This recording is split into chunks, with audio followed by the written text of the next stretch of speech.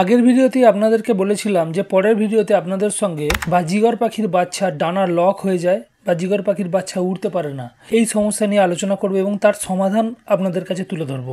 একটা ভিউয়ার্স বন্ধু আমাকে কমেন্ট করে জানতে চেয়েছিলেন পাখির কেন ছাঁট বাচ্চা হয় এবং পাখির বাচ্চা কেন উড়তে পারে না, এটা নিয়ে বিস্তারিত বলতে বলেছিলেন। আগের ভিডিওতে আপনাদের সঙ্গে পাখির ছাঁট বাচ্চা কেন হয় সেই নিয়ে বিস্তারিতভাবে আলোচনা করেছি। যারা এখনও পর্যন্ত ওই ভিডিওটি দেখেননি, ডেসক্রিপশন বক্সে সেই লিঙ্ক আমি দিয়ে দেবো, অবশ্যই এই ভিডিওটা দেখে নেবেন। আপনার যদি পাখির ছাঁট বাচ্চা কি ক্যাট বাচ্চা হয় বা ফ্রেঞ্চ মোল্ড হয় তাহলে অবশ্যই আপনার কিন্তু এই ভিডিওটা খুব কাজে লাগবে। আজকে আপনাদের সঙ্গে বাজরিগর পাখির বাচ্চার যে ডানা লক হয়ে যায়, বাজরিগর পাখির বাচ্চা বয়স উত্তীর্ণ হয়ে যাওয়ার পরে তো পাখি উড়তে পারে না, একটা ডানা তুলতে পারে একটা ডানা তুলতে পারে না, এই ধরনের সমস্যা যদি আপনার হয় তাহলে আজকের ভিডিওটি আপনার জন্য। আপনারা দেখছেন দে পাখি হাউস। আমার চ্যানেলে পাখি সংক্রান্ত সকল ধরনের ভিডিও নিয়মিতভাবে আপলোড করা হয়। যারা ইতিমধ্যে চ্যানেল সাবস্ক্রাইব করেছেন তাদেরকে অসংখ্য ধন্যবাদ জানাই।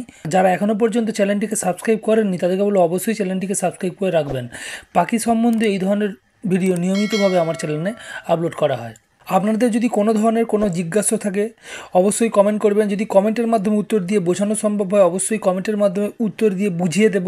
আর যদি বোঝানো না সম্ভব হয় তাহলে অবশ্যই আমি একটা ভিডিও আপলোড করব, সেই পরিপ্রেক্ষিতে আপনারা সেটা দেখে নিতে পারবেন। বাজিগর পাখির বাচ্চা অনেক সময় উড়তে পারে না, তার সবথেকে বড় কারণ হচ্ছে ডানাটা লক হয়ে যায়। ডানাটা লক হয় কী কারণে প্রথমে আপনাদের সঙ্গে আলোচনা করব। আপনার বেশি লক্ষ্য করে দেখবেন বাজিগর পাখির শেষের বাচ্চা, যদি আপনার কাছে কোনো বাজিগর পাখি 6খানা ডিম পারে এবং 6খানা ডিম থেকেই 6টা বাচ্চা হ্যাচ হয়, দেখবেন 6 নম্বর বাচ্চাটার মধ্যেই কিন্তু এই ধরনের সমস্যা আসে। থেকে বড় কারণ হচ্ছে 6 নম্বর বাচ্চাটা ঠিকঠাক মতো খাবার পায় না। অন্যান্য বাচ্চাগুলো যেহেতু ওই 6 নম্বর বাচ্চার থেকে বয়সে বেশি হয়, অর্থাৎ তারা সাইজে বড় হয়, তারা সহজেই কিন্তু তার মা বাবা পাখির থেকে খাবার সংগ্রহ করে নেয়। ছোট বাচ্চাটি পরিমাণে খাবার কম পায়, ফলে অপুষ্টিজনিত সমস্যা কিন্তু ছোট বাচ্চাটিরই হয়ে থাকে। সেই জন্য শেষের বাচ্চাটির মধ্যেই কিন্তু এই সমস্যাটি দেখতে পাওয়া যায়। শেষের বাচ্চাটা দেখবেন একটু সাইজে ছোট হয়, অন্যান্য পাখির থেকে অন্যান্য বাচ্চার থেকে হেলথ একটু কম আসে এবং বাচ্চাটি দেখতে পাবেন যে বয়স হয়ে গেছে তাও কিন্তু পাখিটি ভালোভাবে উড়তে পারছে না বা উড়তেই পারছে না, জাল বেয়ে বেয়ে যাচ্ছে। অনেক ক্ষেত্রে কি হয়, কোনো ট্রিটমেন্ট লাগে না, পুষ্টিকর খাবার দিনের পর দিন দেওয়ার ফলে এক মাস 1.5 মাস পরে পাখিটি আপনি উঠতে পারে। কিন্তু আপনারা যদি খুব তাড়াতাড়ির মধ্যে রেজাল্ট পেতে চান যাতে পাখিটি সহজেই উঠতে পারে, তাহলে একটা ছোট্ট কোর্স করাতে হবে আপনাদের। সেই ছোট্ট কোর্সটি করালে কিন্তু আপনার কিন্তু পাখির বাচ্চা সহজেই উঠতে পারবে। বাজিগর পাখির ক্ষেত্রেও এটা দেখতে পাওয়া যায়, কখনো কখনো অ্যাডাল্ট লাভবার্ড পাখি বা অ্যাডাল্ট বাজিগর পাখিরও কিন্তু ডানা এইভাবে ঝুলে যেতে পারে। সেই ক্ষেত্রেও কিন্তু আপনার একই চিকিৎসা প্রযোজ্য হবে। যদি আপনার ওই ধরনের কোনো অ্যাডাল্ট বাজিগর বা অ্যাডাল্ট লাভবার্ড পাখি বা লাভবার্ড পাখির বাচ্চার ক্ষেত্রেও যদি এই ধরনের সমস্যা আপনি দেখতে পান, তাহলে আজকে যে আপনাদেরকে আমি সলিউশনটা দেবো, যে চিকিৎসাটি বলবো, সেইটা কিন্তু আপনারা অ্যাপ্লাই করতে পারেন। আমি নিজে অ্যাপ্লাই করেছি, সুফল পেয়েছি, আপনাদের সঙ্গে শেয়ার করছি। আপনারা করতে পারেন, না হলে আপনার যদি কোনো পরিচিত ব্রিডার থাকে তার থেকে পরামর্শ নিয়ে সেই চিকিৎসা করতে পারেন, বা যদি আপনার সম্ভব হয় কোনো ভেট ডাক্তারের সঙ্গে পরামর্শ নিয়ে সেই চিকিৎসাও কিন্তু করতে পারেন।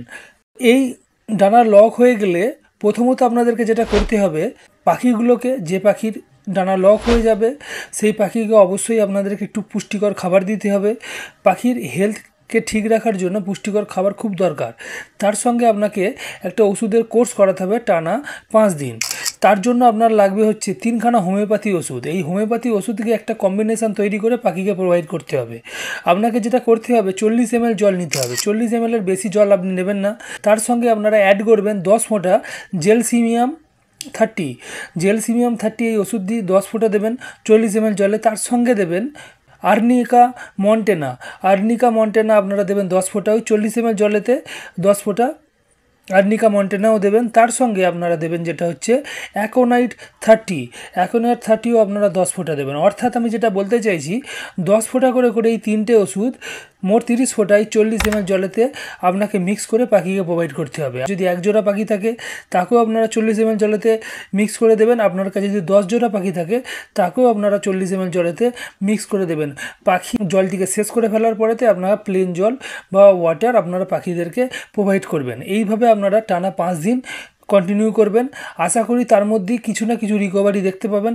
যদি পুরোপুরি পাখি রিকভারি হয়ে যায় খুব ভালো, আর যদি পুরোপুরি রিকভারি না হয় আপনারা 3 দিন গ্যাপ দেবেন। 3 দিন গ্যাপ দিয়ে ফের আপনারা এই কোর্সটিকে কন্টিনিউ করবেন। এইভাবে বেশ কিছুদিন কন্টিনিউ করার পরেতে পাখিরা কিন্তু সহজেই সুস্থ হয়ে যায়। পাখির নার্ভাস সিস্টেমের মধ্যে সমস্যা হলে কিন্তু এই ধরনের সমস্যা দেখতে পাওয়া যায়। অনেক সময় কবুতরের ক্ষেত্রেও দেখতে পাওয়া যায় এই ধরনের সমস্যা হতে। আর অ্যাডাল্ট পাখির ক্ষেত্রে হওয়ার সবথেকে বড় যেটা কারণ হচ্ছে, পরপর যদি আপনারা কন্টিনিউয়াসভাবে পাখির থেকে ব্রিড নিতে থাকেন, পাখির শরীরে যদি অপুষ্টিজনিত সমস্যা দেখতে পাওয়া যায়, তাহলে কিন্তু পাখির এই নার্ভাস সিস্টেমের উপরে তার প্রভাব পড়ে, এবং নার্ভাস সিস্টেমের উপরে প্রভাব পড়লে পাখির ডানা কিন্তু ঝুলে যেতে পারে। এবং সেমভাবেই যখন বাচ্চা পাখিগুলো সবথেকে ছোটো বাচ্চাটি যেহেতু খাবার কম পায়, ফলে পাখির একটা অপুষ্টিজনিত সমস্যা দেখতে পাওয়া যায় শরীরেতে, সেই বাচ্চা পাখিগুলোকে কিন্তু এই ধরনের সমস্যা দেখতে পাওয়া যায়। পাখির ডানা লক হয়ে যায়, ডানা তুলতে পারে না, সেই জন্যই পাখি উঠতে পারে না। অবশ্যই আপনারা এই কোর্সটিকে করতে পারেন। আমি নিজে করিয়েছি, আপনাদের সঙ্গে শেয়ার করছি। যদি আপনার কাছে আর আদার্স কোনো ভালো অ্যাডভাইস থাকে, সেটাও আপনারা ট্রাই করতে পারেন। নাহলে আপনারা কোনো ভেট ডাক্তারের সঙ্গে আলোচনা করে সেই পদ্ধতিও অবলম্বন করতে পারেন। আজকের ভিডিও এটুকুনি ছিল। যদি ভিডিও ভালো লাগে অবশ্যই ভিডিওটিকে একটি লাইক করে দেবেন। যদি চ্যানেলে নতুন হন, এখনও পর্যন্ত চ্যানেল সাবস্ক্রাইব না করে থাকেন, অবশ্যই চ্যানেলটিকে সাবস্ক্রাইব করে রাখবেন। আর আপনার যদি কোনো পরিচিত পাখাল থাকে, তার কাছে বাজিগর কি লাভবার্ড পাখি রয়েছে, তার যদি এই ধরনের সমস্যা হয়ে থাকে, তাকে অবশ্যই ভিডিওটিকে সেন্ড করে দিন। আশা করি তার উপকার হবে। বিদায় নেওয়ার আগে একটাই আশা থাকবে, আপনারা ভালো থাকবেন, আপনাদের আত্মীয় পরিজন ভালো থাকুক, আপনার পাখিগুলো ভালো ব্রিড করুক এবং পাখিগুলো সুস্থ সবল থাকুক। আর এইভাবেই দে পাখি হাউসের পাশে থাকবেন, আশা রাখবো। ধন্যবাদ।